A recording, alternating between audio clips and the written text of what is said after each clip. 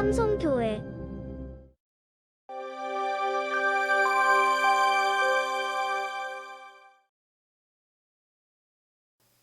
할렐루야, 할렐루야.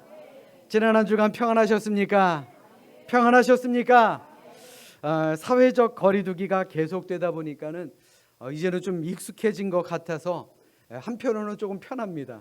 그런데 또 한편으로는 마음이 참 불편하기도 합니다. 어제 뉴스를 보니까 또 3주가 연장이 됐다라는 얘기를 들었는데 그동안 2주 연장, 2주 연장, 2주 연장 그러다가 좀 식상했는지 이제는 3주 연장, 3주 연장 그렇게 나가고 있는 것 같습니다. 그래도요 백신 접종률은 높아지고 있다 그럽니다. 아마 이 자리에도 우리 백신 맞으신 분들 분명히 계실 텐데 잘 버티고 잘 이겨내면요 분명 희망 있는 날, 좋은 날이 오게 될 줄로 믿습니다. 그때는 이 자리가 정말 꽉 찬 그런 예배, 정말 우리 기쁨으로 드릴 수 있는 그런 예배 날이 오게 될 줄로 믿습니다. 우리 그날까지 지치지 마시고 우리 주님 안에서 승리하시는 우리 모두가 되시기를 주님의 이름으로 축원합니다. 2021년 3월 14일 중앙일보에 있는 기사 하나를 소개해 드릴까 합니다. 얼마 되지 않았습니다. 그런데 이 기사를 보면요, 거리두기 장기화로 고립감과 외로움을 호소하는 사람들이 느는 가운데 미국에서는 소포옹하기가 유행처럼 번지고 있다. 자기보다 몸집이 큰 동물을 껴안으며 위안을 얻는 일종의 심리 치유법이다 라고 소개하면서 다음과 같은 사진을 올렸습니다. 한번 사진 좀 띄워주세요. 소를 껴안고 있는 겁니다. 다음 사진이요. 자, 이렇게 소를 껴안는 그런 사진입니다. 이 소를 껴안으면서 마음에 평안을 얻는다, 또 위안을 얻는다라는 것이죠. 흩어져야 사는 이 코로나의 대유행의 역설이 낳은 참으로 슬픈 현실이 이러한 웃지 못할 기사를 만들어내지 않았나 합니다. 게다가 더 재밌는 것은요, 전국적으로 수요가 늘어나면서 농장에서는 이를 유료 프로그램, 즉 돈을 내는 그런 프로그램으로 만들었다라고 그럽니다. 시간당 얼마냐? 여러분들 얼마 정도 될 것 같습니까? 1시간 동안 소 끌어안고 오는데 얼마 정도 들 것 같아요? 시간당 $75. 우리나라 돈으로 85,000원 정도요. 참 머리도 좋은 것 같습니다. 1시간 동안 소를 끌어안고 있는 것이니 참으로 선뜻 이해가 되지는 않지만 애리조나에 있는 한 농장에서는 7월 달까지 예약이 꽉 찼다 그럽니다. 참 세상은 넓고 참 희한한 사람은 많습니다. 뭐 우리나라라고 해서 예외겠습니까? 우리가 완벽하게 고립된 삶은 아니더라도 마음 편하게 소통을 하지 못하니까 참으로 답답합니다. 그런데 육체적인 고립도 정신적인 고립도 참으로 힘들지만요, 더 힘든 건 뭐냐? 영적 고립입니다. 영적 고립은 우리를 더욱더 피폐하게 만드는 것이 아닌지 한번 생각해 볼 필요가 있지 않겠습니까? 과연 여러분들은 잘 소통하며 사십니까? 사람과의 소통, 또 사람과의 교통 참으로 힘들고 어렵다라고 하지만 하나님과의 소통은 어떻습니까? 잘 되고 계십니까? 아멘. 잘 되고 계십니까? 자, 우리 옆에 있는 분들과 이렇게 인사합시다. 하나님 만나러 왔습니다. 자, 우리 다시 한번 인사하겠습니다. 하나님과 영적 소통을 이루시길 바랍니다. 그래, 우리가 사람과의 소통은 사실 좀 힘듭니다. 아직 코로나가 완벽하게 지나가진 않아서 아직도 식사를 하거나 차를 마시거나 하기가 참 쉽지 않습니다. 그런데 우리의 삶 속에서, 또 우리가 보는 자연 속에서, 그리고 우리의 일터 안에서, 우리의 가정 안에서, 우리 교회 안에서 우리 모두가 함께 하시는 그 하나님, 그 하나님과 영적 소통을 이루어 나가시는 우리 모두가 되시기를 주님의 이름으로 간절히 축원합니다. 이 시간 우리 성경을 높이 들고 우리의 믿음을 고백합시다. 자, 우리 성경을 높이 듭니다. 우리의 믿음을 고백하십니다. 저는 예수 믿어 구원받았습니다. 저는 예수 믿어 하나님 자녀 되었습니다. 저는 예수 믿어 천국 백성 되었습니다. 하나님께서 선물로 주신 오늘 하나님 말씀으로 가르침을 받습니다. 눈을 열어 주의 법 안에 있는 놀라운 진리를 보고 깨닫게 하소서. 아멘으로 순종하여 하나님께 영광 돌리는 삶이 되게 하소서. 아멘. 고백한 대로 되시기를 주님의 이름으로 축원합니다. 여러분들에게 한 가지 묻고 설교를 시작하도록 하겠습니다. 여러분들 중에 다이어트에 도전하신 분 계십니까? 왜 고개를 자꾸 땅을 쳐다보고 계십니까? 다이어트에 도전하신 분들 계십니까? 저도 도전했습니다. 갑자기 생뚱맞게 왜 다이어트냐 하고 말씀하시는 분들도 계시겠지만 그만한 이유가 있어서 드리는 말씀입니다. 다이어트 전문가들, 운동하는데 전문가들의 이야기를 보면 다이어트에 성공하는 것은 결코 쉬운 일이 아니라 그럽니다. 살을 빼는 게 참 쉽지 않습니다. 그런데 더 어려운 건 뭐냐? 그것을 유지하는 것이 훨씬 더 어렵다라고 합니다.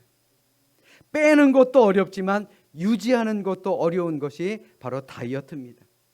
그런데 이는 영적인 세계도 마찬가지입니다. 우리가 신앙을 올리는 것, 신앙을 회복시키는 것도 어렵지만 그 회복된 신앙, 어느 정도 올라간 그 신앙을 끝까지 유지시켜 나가는 것이 훨씬 더 어렵다라는 말입니다. 말씀 듣다 보면 어떻습니까? 잠깐은 충만합니다. 와, 이 말씀 나에게 주시는 말씀이야. 야, 이 말씀 듣는데 내 마음이 뜨거워져서 라고 순간적으로 충만하기는 쉽습니다. 그런데 대부분 삶의 자리에 돌아가서는 무기력한 그리스도인이 될 때가 많다라는 것입니다. 자, 여러분들은 어떻습니까? 충만한 여러분들의 신앙이 잘 유지되고 있습니까? 이럴 때 아멘 해야죠. 아멘. 코로나로 여러분들의 믿음의 반석이 흔들리고 있는 것은 아닙니까? 흔들리시면 안 되는 것입니다. 아멘.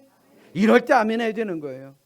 세상이 아무리 우리를 잡아 흔들어도요, 우리는 우리의 충만한 믿음, 흔들리지 않는 영적으로 잘 유지해 나아갈 수 있는 우리 모두가 될 수 있기를 주님의 이름으로 간절히 부탁드립니다. 주일에 말씀 들을 때는 충만한데 주중에는 또다시 무너진 상태로 살아간다. 그래서는 안 되는 것입니다. 자, 여러분들의 믿음은 평안하십니까? 여러분들의 믿음은 잘 유지되고 계십니까? 끝까지 유지하시는 우리 모두가 되시기를 주님의 이름으로 부탁드립니다. 오늘 본문에서도요, 재건된 성벽을 잘 유지하기 위한 느헤미야의 여러 가지 조치가 잘 기록되어 있는 것이 오늘 우리가 읽은 성경의 말씀입니다. 그러니까 다시 말해서 성벽을 재건하는 것도 중요하지만 유지하는 것도 중요한 것처럼 우리도 재건된 신앙을 잘 유지할 수 있는 교훈을 우리는 느헤미야의 말씀을 통해서 깨달을 수 있어야 한다라는 것입니다. 그렇다면 우리가 어떻게 재건된 신앙을 견고하게 잘 유지해 나갈 수 있느냐? 무엇보다도 깨어서 자신의 믿음을 잘 지키며 스스로 지키며 살아야 합니다. 성벽이 재건되고 나서 느헤미야가 했던 것이 무엇입니까? 문지기를 세워서 치안에 집중합니다. 누군가 쳐들어오지 않을까? 누군가 이상한 사람이 오지 않을까? 왜요? 재건하는 것보다 훨씬 더 어려운 것이 지키고 유지하는 것이기 때문에 그렇습니다. 그런데 지키는 것이 어찌 그리 쉽습니까? 결코 쉬운 일 아닙니다. 오늘 본문 4절의 말씀에 보시면 그 성읍은 광대하고 그 주민은 적으며 가옥은 미처 건축하지 못하였음이니라 라고 말씀합니다. 성읍이 광대한다 그랬습니다. 넓고 크다 그랬습니다. 그런데 돌아온 주민은 적습니다.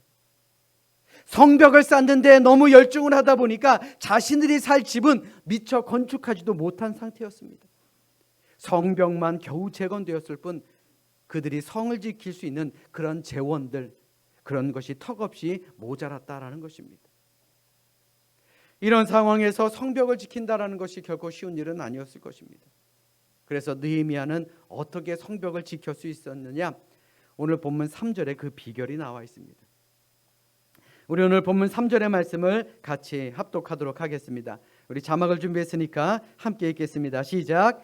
내가 그들에게 이르기를 해가 높이 뜨기 전에는 예루살렘 성문을 열지 말고 아직 파수할 때에 곧 문을 닫고 빗장을 지르며 또 예루살렘 주민이 각각 자기가 지키는 곳에서 파수하되 자기 집 맞은편을 지키게 하라 하였노니 아멘. 느헤미야는요, 두 가지 조치를 했습니다. 첫 번째는 뭐냐? 성문을 늦게 열고 일찍 닫는 것이었습니다. 위험 요소를 멀리 했다라는 것이죠. 경계에 최선을 다했다라는 것입니다. 그런데 그것만으로는 성벽을 지키기가 어려웠습니다. 그래서 그는 한 가지 중요한 조치를 합니다. 바로 예루살렘 주민이 각각 자기 집뿐만 아니라 자신이 마주한 그 앞집까지도 지킬 수 있도록 스스로 깨어서 자기의 집 또 앞집을 스스로 지키도록 조치를 취했다라는 것입니다. 여기에 신앙에 매우 중요한 원리가 있습니다. 자기의 신앙을 지키고 유지하는 것은 누가 해야 됩니까? 남이 해주는 것이 아닙니다. 철학가가 해주는 것이 아니고요, 위대한 신학자가 해주는 것이 아닙니다. 대학 교수가 하는 것이 아니고요, 담임 목사가 하는 것이 아닙니다. 여러분들의 신앙을 지키는 것은 바로 여러분들 스스로가 되어야 하는 것입니다. 또 내 옆에 있는 이웃이 그 믿음이 흔들리고 있다. 누가 해야 됩니까? 그것을 지키고 있는 바로 내가 해야 된다는 것입니다. 우리의 믿음을 유지하기 위해서 우리는 매일매일 깨어서 나의 신앙을 지키며 되돌아봐야 한다라는 말입니다. 그런데 사실 이것이 쉽지 않습니다. 참으로 어려운 일 가운데 하나입니다. 그래서 가장 쉽게 할 수 있는 것이 무엇이냐? 바로 아침 묵상입니다. 눈을 떠서 일어나서 해야 될 일이 무엇입니까? 죽겠다. 오늘은 회사 어떻게 가지? 짜증내지 마시고요, 아침에 일어나서 말씀을 가지고 하루를 시작해 보십시오. 기도하며 하루를 시작해 보십시오. 짜증을 내며 죽겠다라고 시작한 그 아침과 말씀을 가지고 기도하며 시작한 아침이 어찌 같을 수가 있겠느냐라는 말입니다. 매일 아침 경건의 시간을 통해 잠자고 있는 나의 영혼을 깨우는 것, 이것이 참으로 중요하다라는 것입니다. 예수님도 그러하셨습니다. 마가복음 1장 35절의 말씀 보십시오. 새벽 아직도 밝기 전에 예수께서 일어나 나가 한적한 곳으로 가사 거기서 기도하시더니. 예수님께서 언제 일어나서 경건의 시간을 가지셨습니까? 새벽 밝기 전입니다. 그렇다면 전날 푹 주무셨을까요? 아닙니다. 전날 안식일 오전부터 계속해서 회당에서 제자들을 가르치셨고 귀신들을 내쫓으셨고 오후에는 베드로의 집에 가서 그의 장모를 고쳐주셨습니다. 또 저녁에는 밤늦은 시간까지 갈릴리의 온 병자들을 고쳐주시는 그런 사역을 하셨습니다. 그러니 얼마나 피곤하셨겠습니까? 그런데도 예수님께서는요, 새벽 미명 아직 밝기 전에 일어나 스스로 경건의 시간, 기도하는 시간을 가지셨다라는 것입니다. 왜요? 하루를 시작할 때 영적으로 깨어있지 않으면 예수님조차도 사단의 시험을 이길 수 없기 때문에 그렇습니다. 하지만 안타깝게도 오늘날 우리 많은 성도들 깨어있지 못합니다. 매일매일 경건의 시간이 얼마나 중요한지도 모르는 채 하루를 그냥 시작해버립니다. 아니, 그냥 시작하면 낫죠. 불평하고 원망하며 시작합니다. 세상의 뉴스를 보며 짜증을 내며 하루를 시작합니다. 이것이 얼마나 좋지 못한 아침의 모습입니까? 그래서 우리 교회는 매일매일 새벽 기도를 하고 있습니다. 또 유튜브로 매일매일의 묵상 말씀을 보내드리고 있습니다. 새벽 기도 끝나고 저도 아침에 녹음이 잘 되었는지 혹은 잘 방송이 되고 있는지 송출이 되고 있는지 아침에 새벽 끝나고서는 집에 가는 동안에 듣습니다. 그런데 벌써 여러분들이 오셔서 함께 읽고 또 함께 듣고 묵상하는 모습 보면서 정말 하나님께서 우리 교회와 함께 하시는구나 라는 그런 생각이 듭니다. 또 며칠 전 목사님들과 이런저런 얘기를 나누다가요, 제가 우리 교회에서 하고 있는 이 매일의 묵상 말씀을 소개해드렸습니다. 그리고 우리 교회에 있는 성도님들에게 우리 여러 단톡방을 통해서 보내드리고 있습니다 라고 그랬더니 많은 목사님들이 놀라시더라고요. 그 힘들고 피곤한 걸 어찌 매일 하시느냐고. 물론 스트레스가 되긴 합니다. 그런데 그것이 우리의 성도들의 믿음을 유지할 수 있는 길이라면, 한 사람이라도 듣고 마음에 감동을 받고 하루를 시작할 수 있다라고 한다면 담임 목사로서 당연히 해야 될 일 아닙니까? 우리 청년들도 마찬가지입니다. 함께 성경을 읽으며 하루를 시작합니다. 창세기부터 시작된 이 성경 읽기가 벌써 신명기를 눈앞에 두고 있습니다. 쉬운 일이 아닙니다. 그렇기 때문에 의미 있는 일입니다. 그만큼 믿음을 지키는 것이 어렵다라는 말입니다.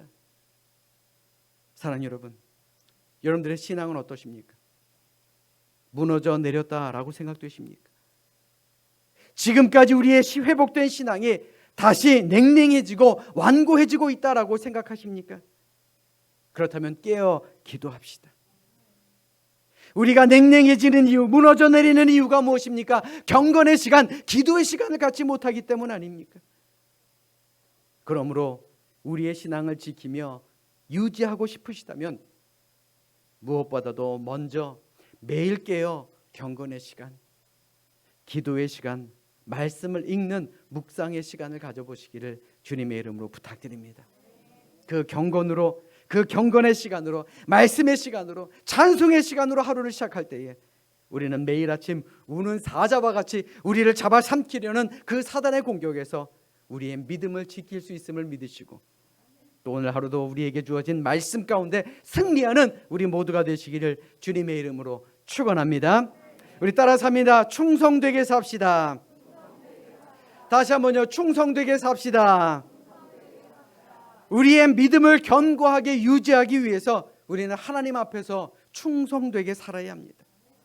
매일 아침 깨어 스스로 경건의 시간을 가질 때에 우리는 말씀과 기도의 능력으로 활력 있는 신앙을 유지할 수 있을 것입니다. 그런데 이게 쉬울까요? 어렵습니다. 어렵지요. 분주하고 피곤한 일상을 살다 보면 영적으로 게을러지는 것 맞습니다. 저도 그럴 때가 있습니다. 그런데 하지만 넘어가지 않는 사람들도 있습니다. 어떤 사람이냐? 바로 하나님 앞에서 충성된 사람이다 라는 것입니다. 오늘 본문 2절의 말씀 보십시오. 오늘 본문 2절의 말씀에 내 아우 하나니와 영문에 관한 하나냐가 함께 예루살렘을 다스리게 하였는데 하나냐는 충성스러운 사람이요 하나님을 경외함이 무리 중에서 뛰어난 자라 라고 말씀하고 있습니다. 느헤미야가 성문을 지키는 사람을 세우고 그들의 지도자로 누구를 세웁니까? 그의 아우 하나니와 영문의 관원, 즉 성을 지키는 관원인 하나냐라는 사람이었습니다. 그들을 공통점으로 충성된 사람이라 말합니다.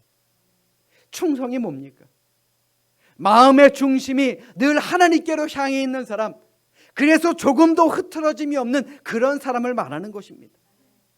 자, 그렇다면 여러분들은 한번 스스로에게 물어보십시오. 과연 나는 하나님 앞에서 충성된 사람인가?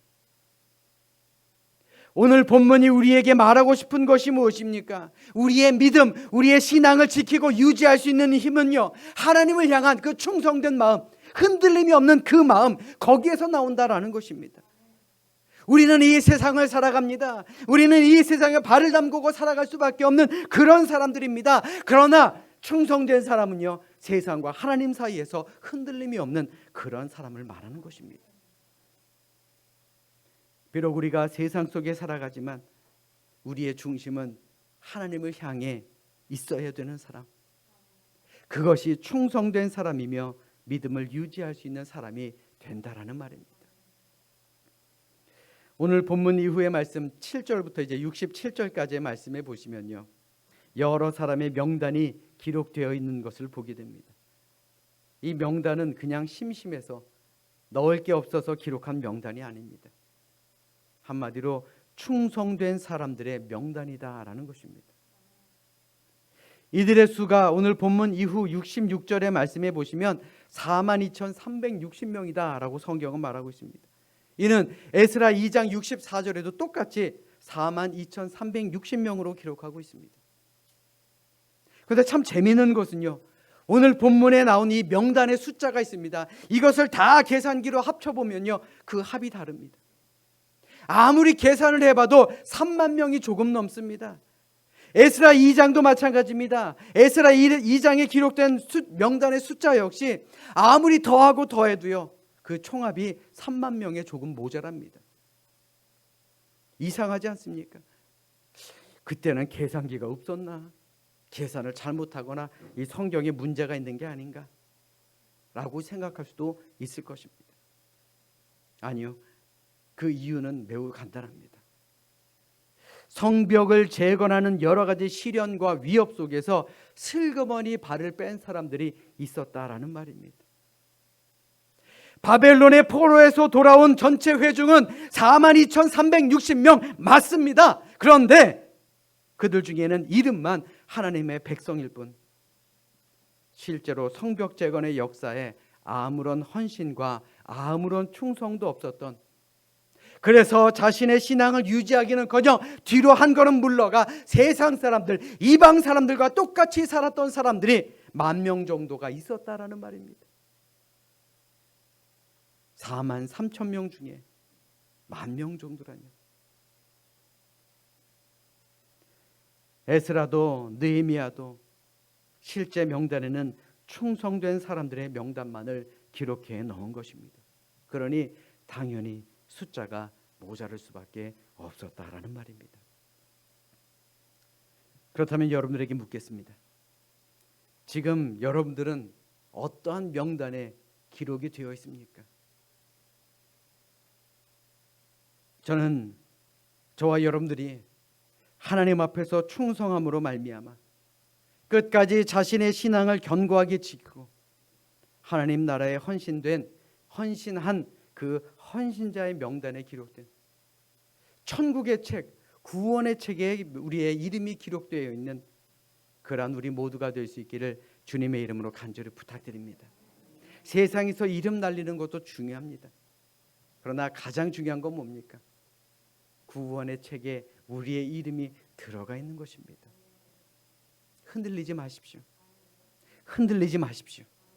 세상과 하나님 사이에서 머뭇머뭇하지 마십시오. 온전히 하나님께 충성된 우리 모두가 되시기를 주님의 이름으로 축원합니다. 우리 따라서 합니다. 예배 중심의 삶을 삽시다. 자, 다시 한번요. 온전한 예배자가 됩시다. 그래, 우리 조금 전 매일 깨어서 자신의 믿음을 지키고 하나님 앞에서 충성된 사람만이 하나님 나라에 헌신할 수 있는 그런 사람이 된다라고 말씀드렸습니다. 그런데 이런 질문이 생깁니다. 바쁘고 지치면 사역은커녕 경건의 시간조차 가질 수 없는데 어떻게 그때 이스라엘 백성들은 그렇게 살아갈 수 있었을까? 어떻게 온전한 예배자로서 살아갈 수 있었을까라는 생각이 들 것입니다. 그 비밀이 오늘 본문 1절 말씀에 있습니다. 성벽이 건축됨에 문짝을 달고 문지기와 노래하는 자들과 레위의 사람들을 세운 후에 라고 합니다.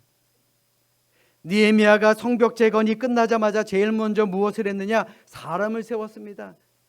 그 어떤 사람이었습니까? 본문에서는 문지기와 노래하는 자들과 레위 사람이라고 말합니다. 자, 이 사람들의 공통점이 무엇입니까? 바로 성전에서 봉사하는 사람들이었다라는 것입니다. 다시 말해서 느헤미야는 가장 먼저 예배하는 자들을 세웠다라는 것입니다. 왜요? 예배가 없으면 신앙은 물론 삶의 터전조차도 제대로 유지할 수가 없었기 때문에 그렇습니다. 이는 다시 말하면 우리의 신앙을 지키고 유지할 수 있는 힘은 다른 데서 나오는 것이 아니라 우리가 진짜 예배자냐 아니냐 여기에서 나온다라는 말입니다.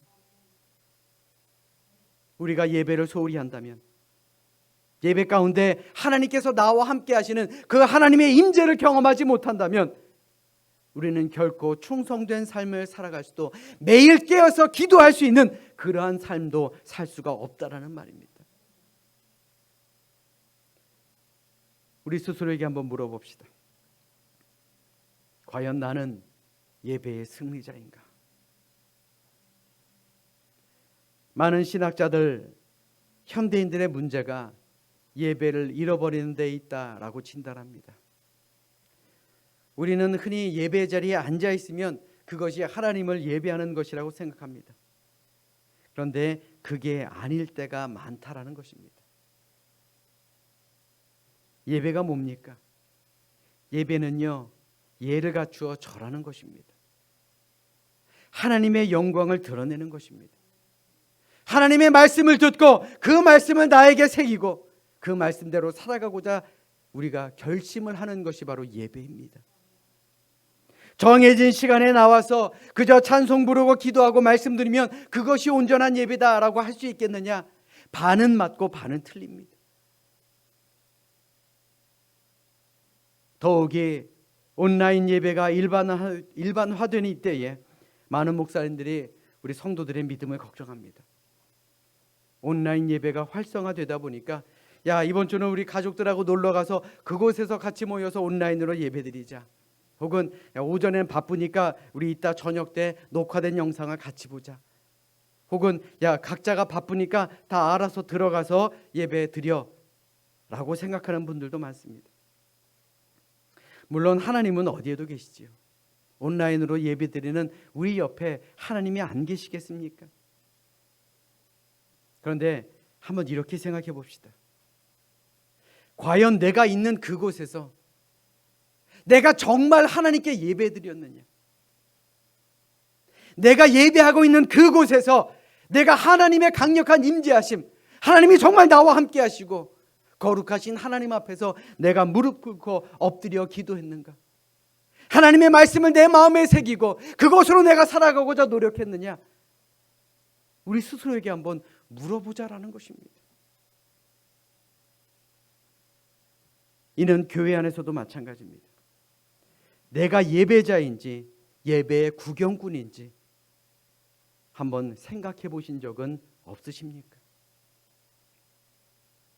사랑하는 여러분, 참된 예배는 하나님의 그 거룩한 임재 앞에서 거룩한 분이지만 지금 나와 함께 하시는 그 믿음 안에서 우리는 온 마음을 다해 주님을 높이는 것입니다. 그리고 예배를 경험한 사람은 자신의 인생을 온전히 하나님 앞에 드릴 수가 있게 되는 것입니다. 로마서 12장 1절의 말씀은 참된 예배를 이렇게 표현합니다. 우리 자막으로 준비했으니까 함께 읽도록 하겠습니다. 함께 읽습니다. 시작. 그러므로 형제들아, 내가 하나님의 모든 자비하심으로 너희를 권하노니 너희 몸을 하나님이 기뻐하시는 거룩한 산 제물로 드리라.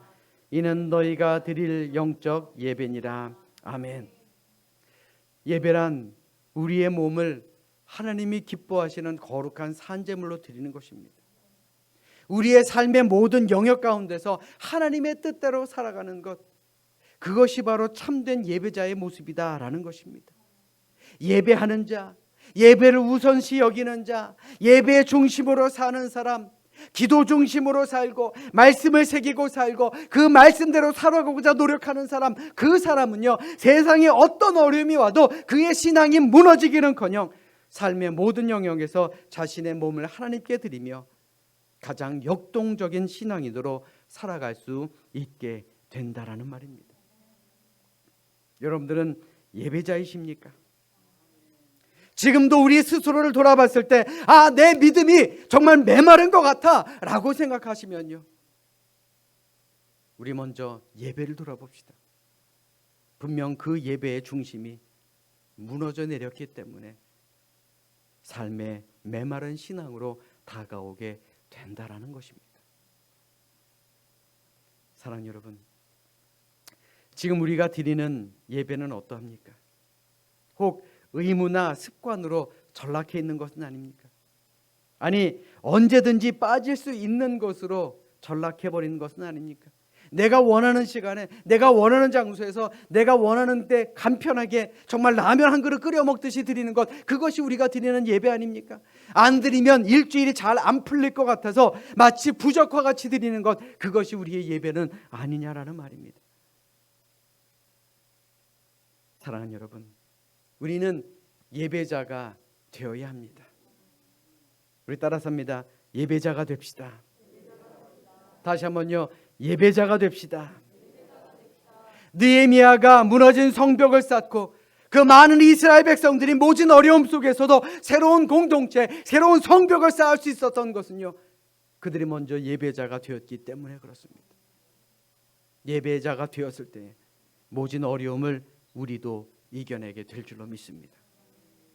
우리 지난주에도 함께 찬양했었는데 이번 주에도 함께 찬양하려 합니다. 우리 곡목은 나는 예배자입니다 라는 곡목인데, 우리 함께 찬양하시면서 우리 함께 내가 정말 예배자인지 아니면 구경꾼인지 한번 깨닫는 우리 모두가 되시길 바랍니다. 우리 함께 찬양합니다.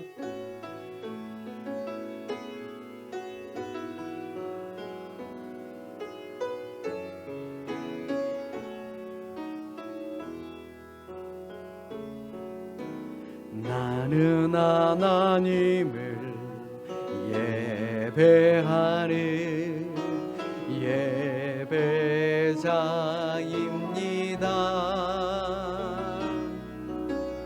내가 서 있는 곳 어디서나 하나님을 예배합니다.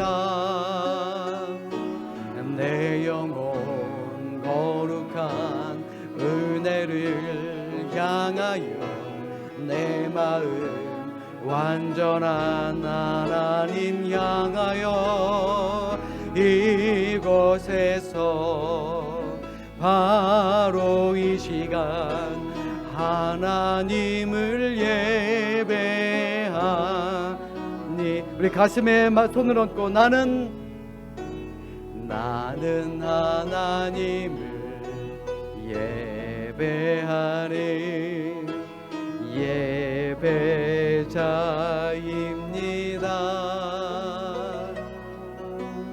내가 서 있는 곳 어디서나 하나님을 예배합니다.